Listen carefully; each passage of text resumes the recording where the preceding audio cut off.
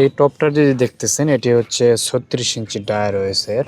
36 ইঞ্চি dia, 10 ইঞ্চি উচ্চতা। তবে মাটি আমরা এত বেশি দেই নাই, খুব কম।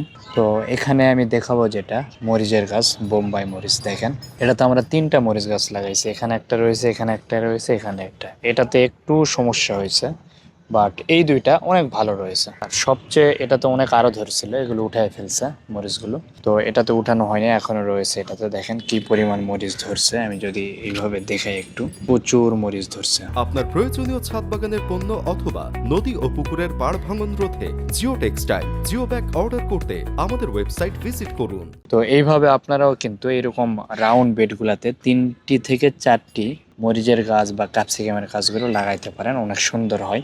শুধু যদি এখানে মরিচের গাছ থাকতো আরো হয়তো ভালো হইতো। নিচে এগুলো হচ্ছে আপনার ধনা পাতার গাছ, ধনার গাছ, যার কারণে এরাও একটু পুষ্টি নিয়ে নিছে। তারপরও অনেক সুন্দর হয়েছে, খারাপ হয় নাই। তো এইভাবে আপনারাও ওই প্রতিটা 5 গ্যালন, এইরকম 5 গ্যালন একটা বেড পটে একটি না লাগায় আপনারা এইভাবে যে রাউন্ড বেড গুলো রয়েছে এটাতে 3 থেকে 4টি কিন্তু মরিচ বা ক্যাপসিকাম এই জাতীয় গাছগুলো লাগাইতে পারেন।